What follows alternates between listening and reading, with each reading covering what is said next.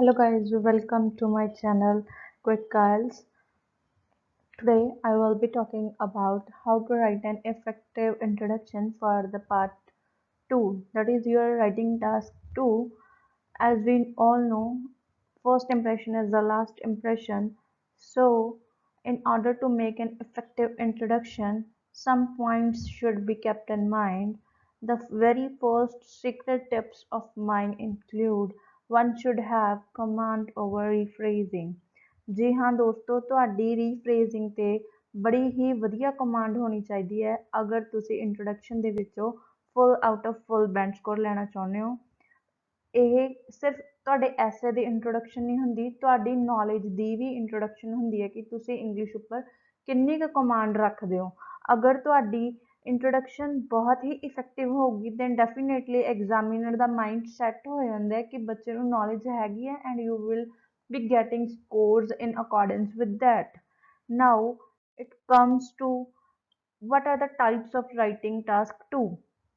There are mainly 8 types: problem solution, agree disagree, direct question, advantage disadvantage, positive negative development, both view discussion, to what extent do you agree disagree, do the advantages outweigh disadvantages or vice versa. Now students, I will be talking a little bit about the writing task 2 structure, which involves introduction, body paragraph 1, body paragraph 2, and the conclusion. Today, as I stated earlier, I will be just focusing over the introduction. Now I would like to give you some tips about how your task is being marked by the examiner. ਹਾਂਜੀ, examiner ਤੁਹਾਡੇ task ਨੂੰ ਕਿੰਨਾ ਕਿੰਨਾ basis ਦੇ ਉੱਤੇ marks ਦਿੰਦਾ ਹੈ। ਸਭ ਤੋਂ ਪਹਿਲਾਂ ਆਉਂਦੀ ਹੈ ਟਾਸਕ ਅਚੀਵਮੈਂਟ। ਟਾਸਕ ਅਚੀਵਮੈਂਟ ਦਾ ਰਾਜੇ ਮਤਲਬ ਹੈ ਤੁਹਾਡੇ ਤੋਂ ਜਿਹੜਾ ਕੁਐਸਚਨ ਪੁੱਛਿਆ ਤੁਸੀਂ ਜਸਟ ਉਸ ਦਾ ਹੀ ਆਨਸਰ ਦੇਣਾ ਹੈ। That is stay tuned up to just what is asked. ਤੁਹਾਨੂੰ ਇੱਧਰ ਉੱਧਰ ਫालतू ਗੱਲਾਂ ਨਹੀਂ ਕਰਨੀਆਂ ਹੈਗੀਆਂ, ਟਾਸਕ ਇਰਰੈਲੇਵੈਂਟ ਹੋ ਜਾਊਗਾ, ਤੁਹਾਡਾ ਸਕੋਰ ਕੱਟਿਆ ਜਾਣਾ ਹੈ। Second comes cohesion and coherence. ਇਹਦਾ ਇਹ ਮਤਲਬ ਹੁੰਦਾ ਰਾਜੇ ਬਹੁਤ ਸਾਰੇ ਬੱਚੇ ਹੁੰਦੇ ਆ, ਇੱਕ ਟਾਈਮ ਤੇ ਮੈਂ ਵੀ ਉਹਨਾਂ ਵਿੱਚੋਂ ਹੀ ਸੀ, ਜਿਨ੍ਹਾਂ ਨੂੰ ਕੋਹੀਜ਼ਨ ਤੇ ਕੋਹੀਰੈਂਸ ਦਾ ਮਤਲਬ ਹੀ ਨਹੀਂ ਪਤਾ ਹੁੰਦਾ ਹੈਗਾ। ਰਾਜੇ ਆਪਾਂ ਕੋਈ ਵੀ ਅਖਬਾਰ ਪੜ੍ਹਦੇ ਹਾਂ ਜਾਂ ਕੋਈ ਟਾਸਕ ਕੁਝ ਵੀ ਪੜ੍ਹਦੇ ਹਾਂ, ਆਪਾਂ ਰੀਡ ਕਰ ਦਿਆਂਗੇ, ਉਹ ਇੱਕ ਲੈਅ 'ਚ ਚੱਲਦਾ। ਜਿਵੇਂ ਪੰਜਾਬੀ ਦੇ ਵਿੱਚ ਗੱਲ ਕਰਾਂ ਤਾਂ ਕੋਹੀਜ਼ਨ ਐਂਡ ਕੋਹੀਰੈਂਸ ਲੈਅ ਹੁੰਦੀ ਹੈ ਤੁਹਾਡੀ। ਤੁਹਾਡਾ ਐਸੇ ਸਟੈਪ ਬਾਏ ਸਟੈਪ ਹੈ ਜਿਹੜਾ ਉਹਨੇ ਫੋਲੋ ਕਰਨਾ ਹੈਗਾ। ਤੁਸੀਂ ਪਹਿਲਾਂ ਇੰਟਰੋਡਕਸ਼ਨ ਲਿਖੀ ਹੈ, ਇੰਟਰੋਡਕਸ਼ਨ ਦੇ ਵਿੱਚ ਆਪਾਂ ਕੀ ਕਰਦੇ ਹਾਂ, ਰੀਫਰੇਜ਼ ਕਰਦੇ ਹਾਂ। ਜਿੱਦਾਂ ਮੰਨ ਲਓ ਤਾਂ ਤੁਸੀਂ ਮਤਲਬ ਜੋ ਪਹਿਲਾਂ ਪੁੱਛਿਆ ਹੁੰਦਾ ਰਾਜੇ ਆਪਾਂ ਉਹ ਲਿਖਦੇ ਹਾਂ, ਫਿਰ ਆਪਾਂ ਸਟੈਪ ਬਾਏ ਸਟੈਪ ਦੱਸ ਦਿਆਂਗੇ। ਫੋਰ ਐਗਜ਼ਾਮਪਲ ਅਗਰ ਮੈਂ ਗੱਲ ਕਰਾਂ ਜਿੱਦਾਂ ਆਪਾਂ ਘਰ 'ਚ ਰੋਟੀ ਬਣਾਉਣੇ ਆਂਗੇ ਤਾਂ ਸਭ ਤੋਂ ਪਹਿਲਾਂ ਫਸਟ ਸਟੈਪ ਕੀ ਹੈ, ਆਪਾਂ ਆਟਾ ਲੈਂਦੇ ਹਾਂ, ਫਿਰ ਆਟਾ ਗੁੰਨਦੇ ਹਾਂ, ਫਿਰ ਆਪਾਂ ਕੀ ਕਰਦੇ ਆਂਗੇ ਰਾਜੇ ਉਹਦੇ ਆਟਾ ਗੁੰਨਣ ਤੋਂ ਬਾਅਦ ਪੇੜੇ ਬਣਾਉਣੇ ਆ, ਫਿਰ ਰੋਟੀ ਵੇਲਦੇ ਹਾਂ, ਫਿਰ ਰੋਟੀ ਸੇਕਦੇ ਹਾਂ। All these steps involve cohesion and coherence. Same ਹੀ ਤੁਹਾਡੇ ਐਸੇ ਦੇ ਵਿੱਚ ਚੱਲਦਾ ਹੈਗਾ। ਤੁਸੀਂ ਕੀ ਕਰਨਾ ਹੈਗਾ, ਆਪਣੇ ਐਸੇ ਨੂੰ ਇਦਾਂ ਲਿਖਣਾ ਵੀ ਜਦੋਂ ਬੰਦਾ ਪੜ੍ਹਦਾ ਤਾਂ ਇੱਕ ਲੈਅ 'ਚ ਚੱਲੇ, ਕੁਛ ਵੀ ਉੱਪਰ ਨੀਚੇ ਇਦਾਂ ਕੁਛ ਨਹੀਂ ਕਰਨਾ ਹੈਗਾ। ਕੋਹੀਜ਼ਨ ਐਂਡ ਕੋਹੀਰੈਂਸ ਬਹੁਤ ਹੀ ਕਰੂਸ਼ੀਅਲ ਰੋਲ ਹੈ ਜਿਹੜਾ ਉਹ ਪਲੇ ਕਰਦਾ। Next comes your lexical resources. ਇਹਦੇ ਵਿੱਚ ਰਾਜੇ ਤੁਹਾਡੀ ਵੋਕੈਬ ਆ ਜਾਂਦੀ ਹੈ ਕਿ ਤੁਹਾਡੀ ਵੋਕੈਬ ਕਿੰਨੀ ਕੁ ਸਟਰੋਂਗ ਹੈ। ਲੈਕਸੀਕਲ ਰਿਸੋਰਸਿਸ ਦੇ ਵਿੱਚ ਤੁਸੀਂ ਕਿੱਦਾਂ ਕਿੱਦਾਂ ਦੇ ਵਰਡਸ ਯੂਜ਼ ਕਰ ਰਹੇ ਹੋਗੇ, synonyms, antonyms, all these comes under lexical resources. Now grammatical range and accuracy, ਇਹ 'ਚ ਆ ਜਾਂਦੀ ਹੈ ਤੁਹਾਡੀ ਗ੍ਰਾਮਰ। ਤੁਸੀਂ ਟੈਂਸਿਸ ਦਾ ਕਿੰਨਾ ਕੁ ਵਧੀਆ ਯੂਜ਼ ਕੀਤਾ ਹੋਇਆ ਹੈਗਾ, ਤੁਸੀਂ ਕਿੰਨਾ ਕੁ ਐਕੂਰੇਟਲੀ ਵਰਡਸ ਯੂਜ਼ ਕੀਤੇ ਨੇ, ਵਰਬਸ ਯੂਜ਼ ਕੀਤੀਆਂ ਨੇ। All these things comes under the category of grammatical range and accuracy. Moving forward towards introduction 'ਚ ਹੁੰਦਾ ਕੀ ਹੈ ਅਸਲ ਦੇ ਵਿੱਚ, ਆਪਾਂ ਕੀ ਕਰਦੇ ਹਾਂ, ਜੋ ਕੁਐਸਚਨ ਦਿੱਤਾ ਹੁੰਦਾ ਉਹਨੂੰ ਰੀਫਰੇਜ਼ ਕਰਦੇ ਹਾਂ। So first step involves rephrased given text. ਜੋ ਵੀ ਤੁਹਾਨੂੰ ਕੁਐਸਚਨ ਦਿੱਤਾ ਹੈ ਉਹਨੂੰ ਤੁਸੀਂ ਰੀਫਰੇਜ਼ ਕਰਨਾ ਹੈ। ਸੈਕਿੰਡ ਹੁੰਦੀ ਹੈ ਰਾਜੇ ਤੁਹਾਡੀ ਥੀਸਿਸ ਲਾਈਨ। ਉਹਦੇ ਵਿੱਚ ਆਪਾਂ ਕੀ ਕਰਦੇ ਹਾਂ, ਇਹ ਮੇਰੀ ਪਰਸਨਲ ਐਡਵਾਈਸ ਹੈ ਕਿ ਤੁਸੀਂ ਆਪਣੀ ਥੀਸਿਸ ਲਾਈਨ ਦੇ ਵਿੱਚ ਆਪਣੇ ਆਈਡੀਆਜ਼ ਹੁੰਦੇ ਆ ਜਿਨ੍ਹਾਂ ਨੂੰ ਤੁਸੀਂ BP1 ਜਾਂ BP2 ਦੇ ਵਿੱਚ ਲਿਖਣਾ ਹੁੰਦਾ ਰਾਜੇ, ਉਹਨਾਂ ਨੂੰ ਨਾ ਸ਼ਾਰਟ ਦੇ ਵਿੱਚ ਜਸਟ 1-2 ਵਰਡਸ ਦੀ ਫਾਰਮ ਦੇ ਵਿੱਚ ਕੰਡੈਂਸ ਕਰਕੇ ਥੀਸਿਸ ਲਾਈਨ ਦੇ ਵਿੱਚ ਐਡ ਕਰ ਦਿਓ, ਤਾਂ ਕਿ ਐਗਜ਼ਾਮੀਨਰ ਨੂੰ ਪਹਿਲਾਂ ਹੀ ਪਤਾ ਲੱਗ ਜੇ ਕਿ ਤੁਸੀਂ ਆਪਣੇ BPs ਦੇ ਵਿੱਚ ਕਿੰਨਾ ਕਿੰਨਾ ਟੌਪਿਕਸ ਬਾਰੇ ਗੱਲ ਕਰਨ ਜਾ ਰਹੇ ਹੋ, ਉਹ ਪਹਿਲਾਂ ਹੀ ਅਵੇਅਰ ਹੋਵੇ। ਇਹ ਇੱਕ ਵਧੀਆ ਤਰੀਕਾ ਹੈਗਾ ਇੰਪ੍ਰੈਸ਼ਨ ਪਾਉਣ ਦਾ। ਥਰਡ ਹੈਗਾ, ਅਗਰ ਤੁਹਾਡੇ ਤੋਂ ਤੁਹਾਡਾ ਓਪੀਨੀਅਨ ਪੁੱਛਿਆ ਗਿਆ ਤਾਂ ਤੁਸੀਂ ਡੈਫੀਨੇਟਲੀ ਉਹਦੀ ਵੀ ਗੱਲ ਕਰੋਗੇ। ਨਾਓ let's talk about introduction. Task 2 ਹੈ ਜਿਹੜਾ ਆਪਣਾ ਉਹ 6 ਬੈਂਡ ਸਕੋਰ ਦਾ ਹੁੰਦਾ ਤੇ ਟਾਸਕ 1 3 ਬੈਂਡ ਸਕੋਰ ਦਾ ਹੁੰਦਾ ਆਪਣੇ ਕੋਲੇ। ਸੋ ਇਹਨਾਂ 6 ਬੈਂਡ ਸਕੋਰ ਦੇ ਵਿੱਚ 0.5 ਬੈਂਡ ਦੀ ਹੁੰਦੀ ਹੈ ਤੁਹਾਡੀ ਇੰਟਰੋਡਕਸ਼ਨ, ਐਂਡ ਇੱਕ ਇਫੈਕਟਿਵ ਇੰਟਰੋਡਕਸ਼ਨ ਗੇਟਵੇ ਹੈ ਤੁਹਾਡੇ ਬਚੇ ਹੋਏ ਬਾਕੀ 5.5 ਸਕੋਰਸ ਦੇ ਲਈ। ਜਿੱਦਾਂ ਆਪਾਂ ਸਾਰਿਆਂ ਨੇ ਹੀ ਸੁਣਿਆ first impression is the last impression. So ਤੁਹਾਡੀ ਇੰਟਰੋਡਕਸ਼ਨ ਇੰਨੀ ਕੁ ਇਫੈਕਟਿਵ ਹੋਣੀ ਚਾਹੀਦੀ ਹੈ ਕਿ ਐਗਜ਼ਾਮੀਨਰ ਦਾ ਮਾਈਂਡ ਸੈੱਟ ਹੋ ਜਾਏ ਕਿ ਸਟੂਡੈਂਟ ਜਿਹੜਾ ਉਹ ਨੌਲੇਜ ਰੱਖਦਾ ਇੰਗਲਿਸ਼ ਲੈਂਗੁਏਜ ਦੀ। ਐਂਡ ਤੁਸੀਂ ਇੱਦਾਂ ਦੀ ਇੰਟਰੋਡਕਸ਼ਨ ਲਿਖੋ ਕਿ ਐਗਜ਼ਾਮੀਨਰ ਖੁਸ਼ ਹੋ ਜਾਵੇ ਅਤੇ ਤੁਹਾਡੀਆਂ ਮਾਈਨਰ ਮਿਸਟੇਕਸ ਉਹਦੇ ਧਿਆਨ ਵਿੱਚ ਆਉਣ ਹੀ ਨਾ। ਨਾਓ ਸੋ ਪਹਿਲਾ ਸਟੈਪ ਕੀ ਹੈ ਸਟੂਡੈਂਟਸ, ਤੁਹਾਨੂੰ ਕੁਐਸਚਨ ਕੇਅਰਫੁਲੀ ਪੜ੍ਹਨਾ ਹੈ। ਮੈਂ ਤਾਂ ਇਹ ਕਹੂੰਗੀ ਆਇਲਸ ਦੇ ਸਾਰੇ ਬਾਕੀ ਜਿੰਨੇ ਵੀ ਮੋਡਿਊਲਸ ਨੇ ਸਾਰਿਆਂ ਦੇ ਵਿੱਚ ਕਰੂਸ਼ੀਅਲ ਰੋਲ ਅਗਰ ਕੋਈ ਚੀਜ਼ ਪਲੇ ਕਰਦੀ ਹੈ ਤਾਂ ਉਹ ਹੈਗਾ ਤੁਹਾਡਾ ਕੁਐਸਚਨ। ਤੁਹਾਨੂੰ ਕੁਐਸਚਨ ਨੂੰ ਕੇਅਰਫੁਲੀ ਰੀਡ ਕਰਨਾ ਐਂਡ ਸਮਝਣਾ ਵੀ ਕੁਐਸਚਨ ਕਹਿ ਕੀ ਰਿਹਾ, ਫਿਰ ਉਹਨੂੰ ਆਪਣੀ ਕਿਸੇ ਵੀ ਮਦਰ ਟੰਗ ਹੈ ਜਿਹੜੀ ਤੁਹਾਡੀ, either it is Hindi, Punjabi, English ਜੋ ਵੀ ਹੈ, ਤੁਸੀਂ ਉਹਦੇ ਵਿੱਚ ਇਹਨੂੰ ਟਰਾਂਸਲੇਟ ਕਰ ਲਓ। ਬਿਕੋਜ਼ ਮੈਨੂੰ ਇੱਦਾਂ ਲੱਗਦਾ ਵੀ ਜਦੋਂ ਆਪਾਂ ਕਿਸੇ ਵੀ ਚੀਜ਼ ਨੂੰ ਆਪਣੀ ਮਦਰ ਲੈਂਗੁਏਜ ਦੇ ਵਿੱਚ ਸਮਝ ਲੈਂਦੇ ਹਾਂ ਤਾਂ ਆਪਾਂ ਨੂੰ ਉਸ ਚੀਜ਼ ਦੇ ਬਾਰੇ ਆਈਡੀਆ ਆ ਜਾਂਦਾ, ਆਪਾਂ ਉਸ ਚੀਜ਼ ਨੂੰ ਕਿਸੇ ਹੋਰ ਚੀਜ਼ ਨਾਲ ਰਿਲੇਟ ਕਰ ਲੈਂਦੇ ਹਾਂ ਤਾਂ ਇਹ ਤੁਹਾਨੂੰ ਆਈਡੀਆਜ਼ ਜਨਰੇਟ ਕਰਨ ਵਿੱਚ ਵੀ ਹੈਲਪ ਕਰੂ ਅਤੇ ਤੁਸੀਂ ਕੁਐਸਚਨ ਦੀ ਡਿਮਾਂਡ ਸਮਝ ਪਾਓਗੇ ਇੱਦਾਂ ਕਰਨ ਨਾਲ। ਨੈਕਸਟ ਜਿਹੜਾ ਹੋਰ ਇੰਪੋਰਟੈਂਟ ਸਟੈਪ ਹੈ ਉਹ ਹੈਗਾ ਵੀ ਕੁਐਸਚਨ ਤੁਹਾਡੇ ਤੋਂ ਐਕਚੁਅਲ 'ਚ ਮੰਗ ਕੀ ਰਿਹਾ ਤੁਹਾਨੂੰ ਉਹ ਸਮਝਣਾ ਹੈਗਾ। ਜਿੱਦਾਂ ਮੈਂ ਪਹਿਲਾਂ 8 ਟਾਈਪਸ ਦੱਸੀਆਂ, ਉਹ ਹਮੇਸ਼ਾ ਜਿਹੜੀਆਂ ਇਹ 8 ਟਾਈਪਸ ਨੇਗੀਆਂ ਇਹ ਕੁਐਸਚਨ ਦੀ ਆਲਮੋਸਟ ਸੈਕਿੰਡ ਲਾਈਨ ਹੁੰਦੀ ਹੈਗੀ ਕਿ do you agree or disagree, what is your opinion, do the advantages outweigh disadvantages, ਇਹ ਸਾਰੀਆਂ ਕੀ ਹੁੰਦੀਆਂ ਨੇ, ਡਿਮਾਂਡ ਹੈ ਇਹ ਕੁਐਸਚਨ ਦੀ। ਸੋ ਜਿੱਦਾਂ ਤੁਸੀਂ ਆਪਣੇ ਕੁਐਸਚਨ ਨੂੰ ਪੜ੍ਹ ਲਿਆ, ਸਮਝ ਲਿਆ, ਆਪਣੀ ਲੈਂਗੁਏਜ ਟਰਾਂਸਲੇਟ ਕਰ ਲਿਆ ਤਾਂ ਤੁਹਾਡੇ ਤੋਂ ਕੀ ਪੁੱਛਿਆ ਤੁਹਾਨੂੰ ਉਹ ਵੀ ਸਮਝ ਆ ਜਾਏਗਾ ਅਤੇ ਤੁਸੀਂ ਫਿਰ ਕੀ ਕਰੋਗੇ, ਉਹਦੇ ਰਿਗਾਰਡਿੰਗ ਹੀ ਆਨਸਰ ਕਰੋਗੇ ਜਿਹੜਾ ਤੁਹਾਨੂੰ ਕਿਸ ਚੀਜ਼ 'ਚ ਹੈਲਪ ਕਰੂ, ਤੁਹਾਡੀ ਟਾਸਕ ਅਚੀਵਮੈਂਟ। ਤੁਸੀਂ ਇਰਰੈਲੇਵੈਂਟ ਚੀਜ਼ਾਂ ਨਹੀਂ ਲਿਖ ਪਾਓਗੇ ਫਿਰ।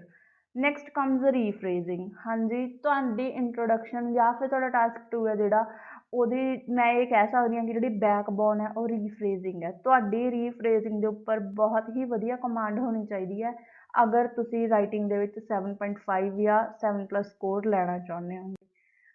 ਨਾਓ ਰੀਫਰੇਜ਼ਿੰਗ ਲਈ ਮੇਰੀਆਂ ਕੁਝ ਕੁ ਟਿਪਸ ਨੇਗੀਆਂ। ਇਹਦੇ 2 ਮੈਥਡਸ ਨੇ ਰਾਜੇ। ਫਰਸਟ ਮੈਥਡ ਕੀ ਹੈਗਾ, ਜਾਂ ਤਾਂ ਤੁਸੀਂ ਜੀਰੰਡ ਬਣਾ ਲਓ ਅਤੇ ਆਪਣਾ ਇੰਟਰੋਡਕਸ਼ਨ ਉੱਦਾਂ ਲਿਖਣਾ ਸਟਾਰਟ ਕਰੋ। ਮੈਂ ਪਰਸਨਲੀ ਇਹੀ ਫੋਲੋ ਕੀਤਾ ਹੈਗਾ। ਮੈਂ ਜ਼ਿਆਦਾਤਰ ਆਪਣਾ ਜਿਹੜਾ ਟਾਸਕ ਹੈ ਉਹਨੂੰ ਲਿਖਦੀ ਹਾਂ ਜੀਰੰਡ ਦੀ ਹੈਲਪ ਨਾਲ। ਜੀਰੰਡ ਕੀ ਹੈਗਾ, ਤੁਸੀਂ ਜਦੋਂ ਵਰਬ ਦੇ ਨਾਲ ING ਲਗਾ ਕੇ ਰਾਜੇ ਉਹਨੂੰ ਐਜ਼ ਅ ਨਾਊਨ ਯੂਜ਼ ਕਰ ਦਿਓਗੇ, ਦੈਟ ਇਜ਼ ਕਾਲਡ ਅ ਜੀਰੰਡ। ਸੋ ਤੁਸੀਂ ਫਰਸਟ ਮੈਥਡ ਵਿੱਚ ਕੀ ਫੋਲੋ ਕਰ ਸਕਦੇ ਹੋਗੇ, ਆਪਣੇ ਕੁਐਸਚਨ ਦੀ ਗਿਵਨ ਵਰਬ ਹੁੰਦੀ ਹੈ ਜਿਹੜੀ ਆਪਣੀ ਵਰਬਸ ਹੁੰਦੀਆਂ ਨੇ ਡਾਇਰੈਕਟ ਔਰ ਇਨਡਾਇਰੈਕਟ ਵਰਬਸ, ਤੁਸੀਂ ਉਹਨਾਂ ਨੂੰ ਅੰਡਰਲਾਈਨ ਕਰੋ ਅਤੇ ਉਹਨੂੰ ਇੱਕ ਜੀਰੰਡ 'ਚ ਟਰਾਂਸਫਾਰਮ ਕਰਨ ਦੀ ਕੋਸ਼ਿਸ਼ ਕਰੋ। ਸੈਕਿੰਡ ਸਟੈਪ ਹੈ ਜਾਂ ਤੁਸੀਂ ਕੰਪਲੈਕਸ ਸੈਂਟੈਂਸ ਲਿਖ ਦਿਓ, ਇਹ ਵੀ ਇਨ ਅਕੋਰਡੈਂਸ ਵਿਦ ਇਕੁਅਲੀ ਸਕੋਰ ਦਵਾਉਂਦੇ ਤੁਹਾਡੇ ਕੋਲੇ ਅਤੇ ਦੋਵੇਂ ਵਧੀਆ ਵੇਟੇਜ ਦਿੰਦੇ ਆ ਤੁਹਾਡੇ ਇੱਕ ਟਾਸਕ ਦੀ ਇੰਟਰੋਡਕਸ਼ਨ ਲਈ। ਨਾਓ ਮੈਂ ਇੱਕ ਐਗਜ਼ਾਮਪਲ ਲਿਆ, ਜਿੱਦਾਂ ਆਪਾਂ ਨੂੰ ਕੁਐਸਚਨ ਗਿਵਨ ਹੈ ਰਾਜੇ, parents of obese children should be punished for making them obese, do you agree or disagree. ਹੁਣ ਮੈਂ ਪਹਿਲਾਂ ਕੀ ਕਿਹਾ ਸੀ, ਕੁਐਸਚਨ ਧਿਆਨ ਨਾਲ ਪੜ੍ਹਨਾ। ਆਪਾਂ ਕੁਐਸਚਨ ਪੜ੍ਹ ਲਿਆ, ਇੱਕ ਵਾਰ ਤੁਸੀਂ ਹੋਰ ਰਿਪੀਟ ਕਰ ਸਕਦੇ ਹੋ ਅਗਰ ਤੁਹਾਨੂੰ ਲੋੜ ਪਵੇ। ਸੈਕਿੰਡ ਸਟੈਪ ਆਪਣਾ ਕੀ ਸੀਗਾ, ਆਪਾਂ ਇਹਨੂੰ ਟਰਾਂਸਲੇਟ ਕਰ ਲੈਂਦੇ ਆਂਗੇ। ਇਹ 'ਚ ਕੀ ਕਿਹਾ ਗਿਆ ਹੈ ਕਿ ਜਿਹੜੇ ਪੇਰੈਂਟਸ ਨੇਗੇ ਓਬੀਸ ਚਿਲਡਰਨ ਦੇ, ਮਤਲਬ ਜਿਹੜੇ ਬੱਚੇ ਮੋਟੇ ਨੇ ਉਹਨਾਂ ਦੇ ਮਾਂ ਬਾਪ ਨੂੰ ਪਨਿਸ਼ ਕਰਨਾ ਚਾਹੀਦਾ ਹੈ ਕਿ ਉਹਨਾਂ ਨੇ ਇਹਨਾਂ ਨੂੰ ਮੋਟੇ ਬਣਾਤਾ। ਤੁਸੀਂ ਇਸ ਚੀਜ਼ ਨਾਲ ਕਿ ਐਗਰੀ ਹੋ ਜਾਂ ਡਿਸਐਗਰੀ ਹੋ, ਮਤਲਬ ਤੁਸੀਂ ਇਸ ਚੀਜ਼ ਨਾਲ ਸਹਿਮਤ ਹੈਗੇ ਹੋ ਜਾਂ ਨਹੀਂ ਹੈਗੇ, ਤੁਸੀਂ ਸਹਿਮਤ ਹੋ ਜਾਂ ਅਸਹਿਮਤ ਹੋ। ਹੁਣ ਮੈਂ ਸੈਂਪਲ ਆਨਸਰ ਦੇ ਰਹੀ ਹਾਂ ਇਹਦਾ, ਤੁਸੀਂ ਕਿਸੇ ਵੀ ਫਾਰਮ 'ਚ ਲਿਖ ਸਕਦੇ ਹੋ। ਮੈਂ ਇੱਦਾਂ ਲਿਖਿਆ ਇਹਦਾ ਇੰਟਰੋਡਕਸ਼ਨ 'ਚ ਪੂਰਾ 0.5 ਬੈਂਡ ਲੈਣ ਦੇ ਲਈ।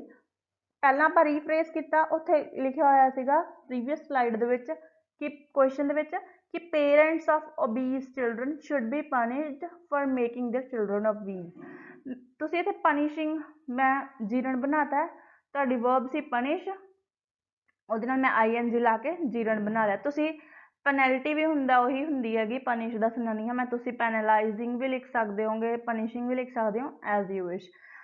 ਇਹ ਮੈਂ ਜੀਰੰਡ ਬਣਾ ਕੇ ਲਿਖਿਆ, punishing parents of fatty young ones is argued by many for making their children overweight, having large fluctuations in their weight. ਇਹਦਾ ਬਿਲਕੁਲ ਸੇਮ ਉਹੀ ਮਤਲਬ ਹੈ ਜਿਹੜਾ ਕੁਐਸਚਨ 'ਚ ਕਿਹਾ ਗਿਆ ਤੁਹਾਡੇ ਤੋਂ ਲਾਈਨ ਮੈਂ ਲਿਖਿਆ ਕਿ ਜਿਹੜੇ ਮੈਂ ਓਬੀਸ ਚਿਲਡਰਨ ਦੀ ਜਗ੍ਹਾ ਫੈਟੀ ਯੰਗ ਵਨਸ ਲੈ ਲਿਆ ਕਿ ਜਿਹੜੇ ਪੇਰੈਂਟਸ ਨੇਗੇ ਫੈਟੀ ਯੰਗ ਵਨਸ ਦੇ ਉਹਨਾਂ ਨੂੰ ਪਨਿਸ਼ ਕੀਤਾ ਜਾਣਾ ਚਾਹੀਦਾ। ਬਹੁਤ ਸਾਰੇ ਲੋਕ ਇਸ ਚੀਜ਼ ਬਾਰੇ ਆਰਗਿਊ ਕਰਦੇ ਨੇ ਕਿਉਂ? ਕਿਉਂਕਿ ਉਹ ਆਪਣੇ ਬੱਚਿਆਂ ਦਾ ਜਿਹੜਾ ਵੇਟ ਦੇਖੋ ਜਿਹੜਾ ਤਾਂ ਨਾਰਮਲ ਹੋਊਗਾ ਤਾਂ ਵੇਟ ਹੋਊਗਾ, ਹੁਣ ਉਹ ਮੋਟੇ ਨੇ ਤਾਂ ਓਬਵੀਅਸ ਦੀ ਗੱਲ ਹੈ ਉਹ ਓਵਰਵੇਟ ਨੇਗੇ ਕਿ ਉਹ ਉਹਨਾਂ ਦੇ ਬੱਚਿਆਂ ਦਾ ਵੇਟ ਕੀ ਓਵਰਵੇਟ ਹੈ, ਉਹਨਾਂ ਦੇ ਵੇਟ ਦੇ ਵਿੱਚ ਫਲਕਚੁਏਸ਼ਨਸ ਬਹੁਤ ਜ਼ਿਆਦਾ ਨੇ, ਮਤਲਬ ਕੀ ਹੈ ਉਤਾਰ ਚੜਾਵ ਨੇਗੇ ਬਹੁਤ ਸਾਰੇ ਨਾਰਮਲ ਨਾਲੋਂ। ਸੋ ਇਹ ਮੇਰਾ ਰੀਫਰੇਜ਼ਡ ਪਾਰਟ ਆ ਗਿਆ। ਫਿਰ ਥੀਸਿਸ ਲਾਈਨ ਦੇ ਵਿੱਚ ਮੈਂ ਕੀ ਕਿਹਾ ਤੁਸੀਂ ਆਪਣੇ ਆਈਡੀਆਜ਼ ਇਨਕਲੂਡ ਕਰਨੇ ਨੇ। ਹੁਣ ਮੈਂ ਆਪਣੇ 2 BP ਲਿਖੂੰਗੀ, ਦੋਨਾਂ ਦੇ ਵਿੱਚ ਮੈਂ ਇੱਕ ਆਈਡੀਆ ਲਿਖੂੰਗੀ ਤੇ ਐਕਸਪਲੇਨ ਕਰਾਂਗੇ ਆਪਾਂ ਉਹਨਾਂ ਨੂੰ। ਸੋ ਮੈਂ ਫਰਸਟ ਆਈਡੀਆ ਲਿਖਿਆ ਕਿ ਅੱਜ ਕੱਲ੍ਹ ਜਿਹੜਾ ਲਾਈਫ ਸਟਾਈਲ ਹੈ ਉਹ ਹੀ ਇੱਦਾਂ ਦਾ ਹੋ ਗਿਆ, ਆਪਣਾ ਖਾਣ ਪਹਿਨਣ ਉੱਠਣਾ ਬੈਠਣਾ ਸਾਰਾ ਇੱਦਾਂ ਦਾ ਹੋ ਗਿਆ ਜਿਹਦੇ ਕਰਕੇ ਬੱਚੇ ਕੀ ਆ ਵੇਟ ਗੇਨ ਕਰ ਲੈਂਦੇ ਆ, ਉਹਨਾਂ ਦੀ ਲਾਈਫ ਦੇ ਵਿੱਚ ਫਿਜ਼ੀਕਲ ਐਕਟੀਵਿਟੀਜ਼ ਜਿਹੜੀਆਂ ਉਹ ਰਿਡਿਊਸ ਹੋ ਗਈਆਂ ਨੇਗੀਆਂ।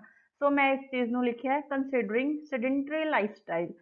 ਤੇ ਸੈਕਿੰਡ ਆ ਗਿਆ ਆਪਣੇ ਜੈਨੇਟਿਕ ਡਿਸਆਰਡਰਸ। ਮੋਟਾਪਾ ਇਕੱਲੇ ਸੈਡੈਂਟਰੀ ਲਾਈਫ ਸਟਾਈਲ ਕਰਕੇ ਜਾਂ ਖਾਣ ਪਹਿਨਣ ਕਰਕੇ ਨਹੀਂ ਹੁੰਦਾ, ਕਈ ਵਾਰ ਤੁਹਾਨੂੰ ਕੋਈ ਜੈਨੇਟਿਕਲੀ ਇੱਦਾਂ ਦੀ ਬਿਮਾਰੀ ਹੁੰਦੀ ਹੈ ਜਾਂ ਤੁਹਾਡੀ ਬਾਡੀ ਦੇ ਵਿੱਚ ਹਾਰਮੋਨਸ ਆ ਜਿਹੜੇ ਉਹ ਇੰਬੈਲੈਂਸਡ ਹੁੰਦੇ ਆ ਜਿਹਦੇ ਕਰਕੇ ਕੀ ਹੋ ਜਾਂਦਾ ਤੁਸੀਂ ਪੈਦਾ ਹੀ ਇੱਦਾਂ ਹੁੰਦੇ ਹੈਗੇ ਬੱਚੇ ਦੇ ਆਰ ਓਬੀਜ਼। ਇਹਦੇ ਵਿੱਚ ਉਹਨਾਂ ਦੇ ਪੇਰੈਂਟਸ ਦੀ ਕੋਈ ਗਲਤੀ ਨਹੀਂ ਹੈ, ਉਹਨਾਂ ਨੂੰ ਪਨਿਸ਼ ਕਰਨ ਦੀ ਕੋਈ ਲੋੜ ਨਹੀਂ ਹੈਗੀ। ਮੈਂ ਇਸ ਚੀਜ਼ ਨਾਲ ਟੋਟਲੀ ਡਿਸਐਗਰੀ ਕਰ ਰਹੀ ਹਾਂ।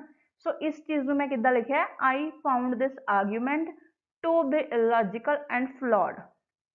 ਇਹ ਹੋ ਗਿਆ ਰਾਜੇ ਮੇਰਾ ਡਿਸਐਗਰੀਮੈਂਟ ਸਟੇਟਮੈਂਟ। ਰਾਦਰ ਦੈਨ ਮੈਂ ਇਹਨੂੰ ਡਿਸਐਗਰੀ ਲਿਖਣ ਦੀ ਬਜਾਏ ਮੈਂ ਇਹਨੂੰ ਇੱਦਾਂ ਲਿਖਤਾ ਐਂਡ ਇਟ ਇਜ਼ ਐ ਇਫੈਕਟਿਵ ਵੇ ਹੈ, ਇਹ ਇੰਪ੍ਰੈਸਿਵ ਵੇ ਹੈ ਐਗਜ਼ਾਮੀਨਰ ਨੂੰ ਇੰਪ੍ਰੈਸ ਕਰਨ ਦੇ ਲਈ। ਸੋ ਫੁੱਲ ਇੰਟਰੋਡਕਸ਼ਨ ਇੱਕ ਵਾਰ ਦੁਬਾਰਾ ਅਪੀਅਰ ਇੱਦਾਂ ਹੋਊਗੀ punishing parents of fatty young ones is argued by many for making their children overweight having large fluctuations in their weight।